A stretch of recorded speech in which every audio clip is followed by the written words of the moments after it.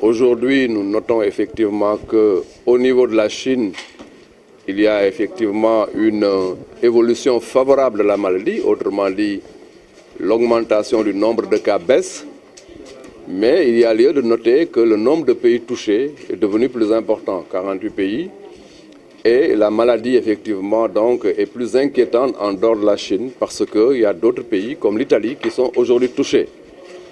C'est pourquoi nous, au niveau national, nous devons redoubler d'efforts et être plus vigilants. Ce que j'ai entendu tout à l'heure me permet effectivement de dire qu'au niveau de la surveillance, au niveau de la préparation de la riposte, au niveau de la détection comme au niveau de la prise en charge au cas où effectivement au Sénégal il se révélait une situation inquiétante, l'ensemble de ce dispositif-là est au point. Vous êtes effectivement sans savoir que la situation est une situation inquiétante au niveau mondial. C'est pourquoi l'Afrique doit aussi se concerter et avoir une stratégie cohérente. Nous avons fait une première rencontre à Bamako dans le cadre de la CEDEAO et nous avons fait une deuxième rencontre à Addis dans le cadre de l'Union africaine pour nous concerter, pour échanger nos expériences réussies et pour avoir sur certains aspects une synergie d'action. Ça aussi, il était important de le savoir que l'Afrique est aussi sur cette question-là du coronavirus en train de se concerter pour éventuellement donc coordonner ses interventions. Il était aussi important de vous dire que la cellule de suivi psychologique a aussi fait le point tout à l'heure en réunion pour nous rassurer donc de la relation qu'on a avec nos étudiants qui sont à Wuhan. D'ailleurs, les cours sont repris à ce niveau en ligne et il y a lieu quand même de féliciter cette cellule qui a fait un bon travail dans la relation avec nos compatriotes au niveau de Wuhan.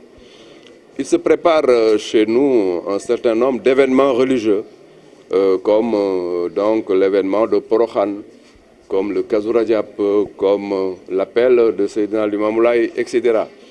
À ce niveau-là aussi, je demande à tous les acteurs d'être extrêmement vigilants, mais je lance un appel aussi aux pèlerins et aux Sénégalais de manière générale. Nous allons d'ailleurs nous-mêmes nous déplacer dans ces foyers religieux pour véritablement donc échanger avec les guides religieux et leur demander certainement de lancer effectivement aussi un appel pour que les fidèles aient le bon comportement, le comportement de combat contre le coronavirus. Tout cela veut dire que nous sommes en train de nous battre sur tous les fronts.